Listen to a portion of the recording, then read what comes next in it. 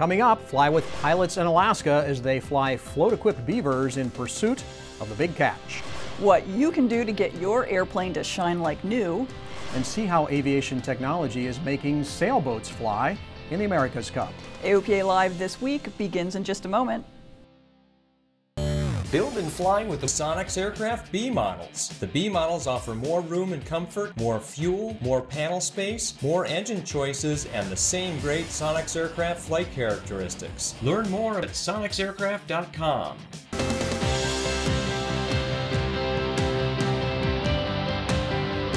This is AOPA Live This Week with Tom Haynes and Melissa Redinger. We start the show this week with some bad news. 2 Icon aircraft employees were killed in the crash of an A-5 light sport aircraft. Icon lead test pilot John Karkow and Director of Engineering Kagri Sever were flying together in Napa, California when the accident happened. Karkow was a well-known aircraft designer and played an important and instrumental role in designing the A-5. Sever recently joined Icon after rising through the engineering ranks at Ford Motor Company. The crash is the first fatal accident in the type and the second mishap after a recent hard water landing in Florida. The FAA and other federal agencies can breathe easy for the next 4 months. Last week, Congress passed an omnibus funding bill to keep the government running until the end of September. The FAA got $16.4 billion for fiscal year 2017, and that's about $500 million more than they asked for. Congress also attached a report saying that attempts to remove air traffic control from FAA are fraught with risks, could lead to uncontrollable cost increases, and harm a wide range of Americans. You can read the nitty-gritty details on our website. If there's one thing that happens this time of year, it's an uptick in general aviation activity. Flying season, well folks, it's officially underway. And we wanted to see what owner pilots needed to do to help get the airplane back in shape after the long winter. AOPA staff A&P and IA Carlos Celia says you need to look for things like flat or worn tires. And if the tire's been flat, well, it's time to replace it. He says the avgas you've had in the tanks, it's probably good for up to a year, but if you run on MoGas, it's a good idea to drain it after a few months of sitting. And the biggest bugger, well, that's engine corrosion. An engine does like to be run. On your first run after the winter, you probably want to do an oil change right after either a ground run or the first flight. And religiously check your filter, your screens, your inlet screens for debris. The owner of this Archer is an AOPA employee who flies to work some days. Take a look at what he found deep in his cowling this week. You don't want to see a bird's nest in your bird. Carlos says there's a simple remedy to all this. Prevention: fly your airplane often, even during the winter. So the bird nest thing, that's a really big deal. They can build a nest in the spring like this just in a heartbeat in a matter of an hour or two. So you got to really watch out for that. Put those cow plugs in every place you stop. Yeah, even if you've flown the day before this time Absolutely. of year, check it out. Look carefully. And hey, you don't just want your airplane to run well, you also want it to look great as you show up on the ramp this summer. I had a chance to learn how to get my airplane clean and shiny again. Nearly 30 years after its last paint job, the finish on my 1972 Bonanza had lost some of its luster, mostly from when it had to sit outside for a couple of years. With an engine overhaul nearby, my airplane checkbook is not ready for a paint job yet, so that left me asking what I could do to bring back some shine. And that is where Bonanza expert Adrian Eichhorn came in. Adrian has a technique he regularly uses to bring the shine back to older airplanes. To start, you'll need an orbital buffer with a wool pad and some 3M Perfect Finish compound. I set the material on the surface and then I'll generally turn it up on about a 30 to a 45 degree angle, so you're using only really a portion of the pad.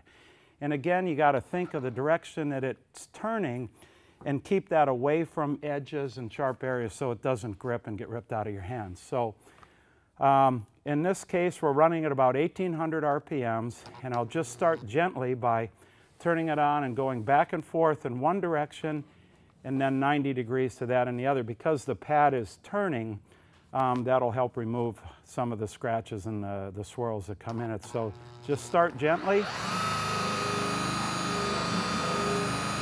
work it back and forth. So I'll take a quick break and I'll look at my surface, and what is really helpful when you're doing this is to have some ambient light that can reflect and show how much oxidation was removed on the first pass. And this actually did a pretty good cut. And now when you hear my hand going across here, there's hardly any friction sound whatsoever versus. Once the cutting process removed the oxidation, we went back over the airplane with a polishing compound and a foam pad. The process is topped off with some wax to bring back some more shine and to protect the paint. Takes a lot of elbow grease, but all that hard work will leave your airplane looking shinier than it has in years. One extra tip, protect the hangar with some drop cloths, as the orbital buffer can send the compound all over the place, not to mention the dust from the oxidation. And by the way, you can buy the 3M products at most any shop that sells car restoration products. So you had Adrian working pretty hard on that airplane. He made it shine. I did. It looks so much better. So thanks, Adrian, for all the help, because it really made a difference. I was amazed. I was already thinking I was going to have to invest in paint. I can put that off for a few more years now because it looks really nice. Looks really good. And sometimes really cool things happen on our ramp here in Frederick. This weekend, a beautiful Glass Air sportsman paid a visit. It's the pride and joy of Pete and Tracy Richmond. But it's not the first airplane Pete has built. Prior to the Sportsman, he spent 9 years on an RV-7A, and that's currently visiting the field. He says the kind of flying he does in the Sportsman is a lot more enjoyable than the heavy iron day job he has. As in yesterday, I flew in on the 37, went and flew this later in the afternoon. Completely different, and it's a tail dragger. 737s aren't tail draggers. Is this the first time your airplanes have ever met? Yes, it is. And that is very cool. That is very. How are they getting along? They could get married. Pete's brother also built a Sportsman at the same time. His is in blue. And if all this talk of owning airplanes is making you wish you could buy one, an affordable way to do so is through co-ownership. We have a webinar coming up that will walk you through everything you need to know, including legal and relational aspects. The webinar will stream live May 17th at 8 p.m. on the AOPA YouTube channel. When we come back, underwater wings derived from airplanes help these sailboats fly above the water. Fish finding with a beaver in beautiful Alaska. And a new way to connect with fellow pilots. Did you know it's now fully legal to fly your plane to Cuba? Call the experts at Cuba Handling and we'll walk you through the process. Our team will make your flight simple and will create the experience of a lifetime. From hotels to cultural experiences, we do it all. Visit CubaHandling.com. Looking for a way to connect with fellow pilots? AOPA Hangar is the perfect tool. It's a new social media site designed just for pilots. So the AOPA Hangar is an online community where pilots can gather without the distractions of all the other kinds of things you find on Facebook. So they can connect with one another, they can join groups, talk about all things aviation, create and find aviation events in their area. It's just never ending what they can do in that community. The Hangar is free for anyone to join. All you need is an AOPA web login. We all know there are similarities between the way a sailboat sails and the way an airplane flies. In fact, many pilots have sailing backgrounds. But for the elite sailors of the America's Cup, the line between aviation and sailing, well, it's being blurred further. AOPA's David Toulis has the story.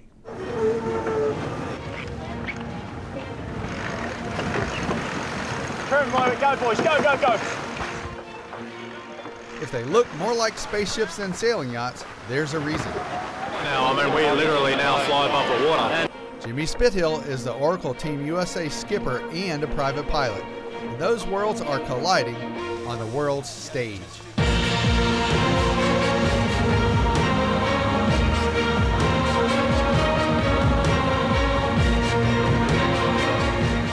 Well, since we've been flying the boats above the water, foiling as we call it, the actual technology has become more and more aligned with aircraft design. One thing, I mean, we pick the boat up, it weighs a certain amount, and the wings that fly on the water pick the boat up, exactly the same as an airplane flying. So the basic sort of conjecture of how do you do that efficiently is exactly the same as an airplane. The shape of the Oracle yacht's dual wings have huge similarities to an Airbus jetliner wing. Their profile looks like the silhouette of an A320 wingtip sharklet. One thing that is quite different in the boats is that we have a horizontal foil at the back of the boat on the bottom of the rudder, which we call the elevator, very similar to an elevator on an airplane. The main wings are forward of the center of gravity. Using the elevator, they control the pitch of the yacht a little bit. Because we're only flying in about 2 or 3 feet of range until you get out of the water too high or the hull touches the water. So we can't change the angle of the boat dramatically to try and get more angle of attack on the wings to lift off. We have to change the angle of attack with the actual wings in the water. It's very akin to flying your airplane on the ailerons rather than using the elevator. But for a race that is all about the best technology, the use of aviation principles has helped Article Team USA. But ultimately, it's all about speed. All we want to do is sail this boat as fast as we can, so we need to have the boat set up, the wing trim perfectly, the foils. In Bermuda, David Toulis, ALPA Live. When you talk about sailing and ground effect, a month of America's Cup sailing commences in Bermuda on May 26 with teams from France, Great Britain, Japan, New Zealand, and Sweden battling to face the Oracle Team USA defenders, and that all begins June 17th. Our medical experts in the Pilot Information Center continue to get flooded with calls about basic med. And one question they keep getting is about the declarations at the end of the basic med course. The declarations are tricky and tricky to understand, but they apply to everyone, and you must check the boxes to complete the course. General aviation is a staple of life in Alaska, even as the weather and terrain there make challenging flying at times. Aopa Editor-at-Large Dave Hirschman and senior photographer Chris Rose show you what it's like to fly in Alaska with the pilots at Rainbow Fishing Lodge. These dedicated pilots fly de Havilland beavers in challenging conditions to pursue the big catch.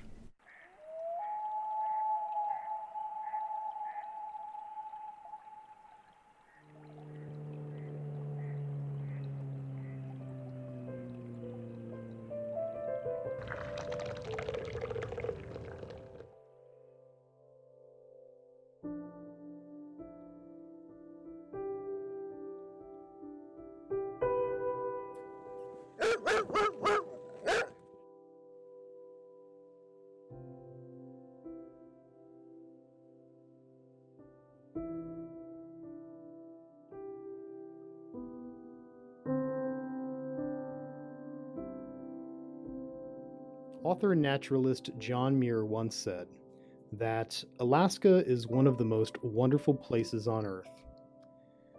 Located just north of the town of King Salmon, Alaska Rainbow Lodge gives visitors affirmation of Muir's belief.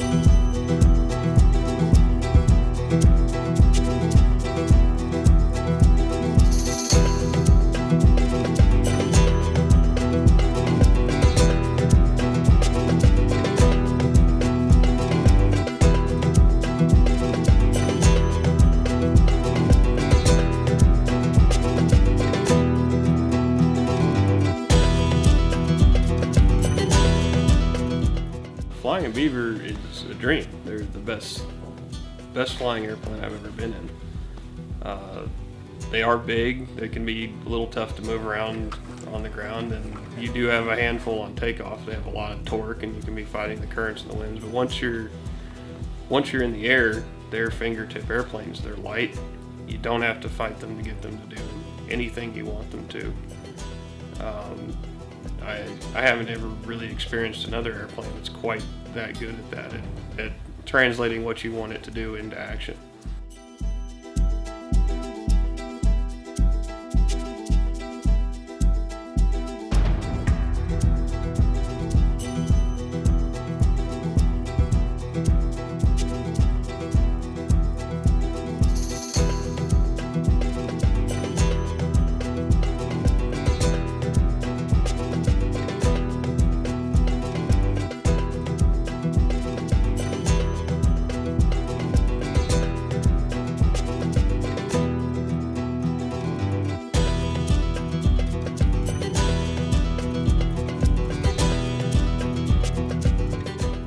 started as a groundsman wanting to become a guide and kind of not necessarily fell into the pilot thing, but saw an opportunity here and had a few people kind of help me along the way, and I decided to go for it. And so definitely just being around the beavers. And so you're saying your first flight was in a yeah. beaver at the yeah, well, other than airlines, yeah, right, but first small aircraft was in a beaver on floats. Yeah.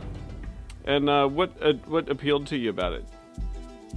Everything. I mean, just, I don't know, what's not to love. We came in from Anchorage to the lodge, my first flight through Lake Clark Pass, and it was just gorgeous. Taking off and landing on water is an experience everyone needs to have, and fell in love. I think that's kind of the story of a lot of people up here, but I'd say it's true.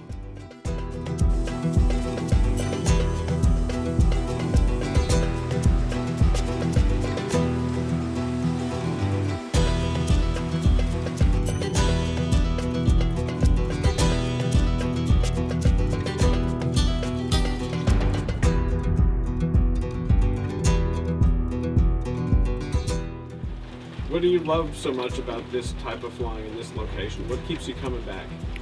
It's the freedom and the challenge. I think every day when you get back to the lodge and you've got the people fishing, you've brought them back, they're ecstatic, and a lot of people come up here with a lot of nervousness about flying in Alaska because they hear about the aircraft accidents in Alaska.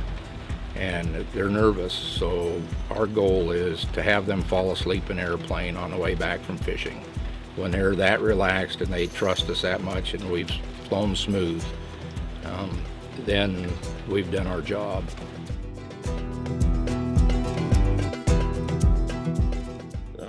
Almost no more incredible place than the Bristol Bay and the Alaska Peninsula for flying. The mountains, the lakes that are colors that you can't even name the color blue it is. There's no roads, there's no people. It's nothing but mountains and lakes and rivers and airplanes, and what could be better than that?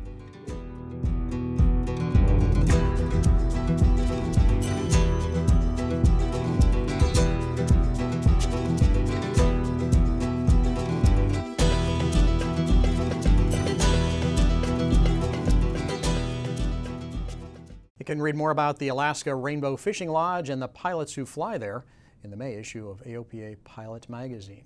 Wow, beautiful, beautiful video. Gorgeous. Yeah, Chris did a great job on that one. Makes me want to go. And if you're interested, Tom George, who's our Alaska aviation rep, and he's flown Alaska lots. He and I did a webinar this week that you can find online on AOPA's website to talk about how it is that you can fly to Alaska and maybe catch up with these folks and do some of that kind of fishing. Yeah, Tom's definitely an expert. We've all flown with him up there. He's a great guy. Been there many, many years. Yep. And finally this week, general aviation's a powerful tool for helping others. The Endeavour Awards recognize pilots who go above and beyond in using their airplanes for good.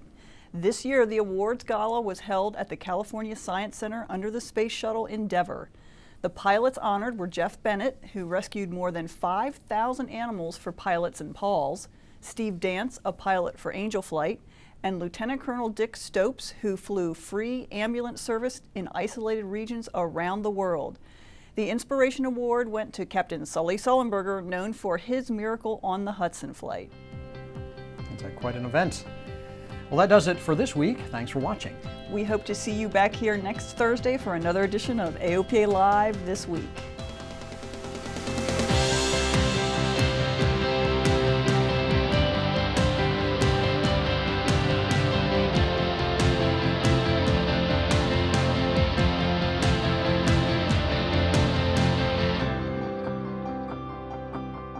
Meet the pilots who fly with AOPA Insurance. They love flying and saving money, just like you. At AOPA Insurance, we understand how you fly and provide the coverage you need to keep on flying. Call for a free quote and see which AOPA insurance plan is right for you.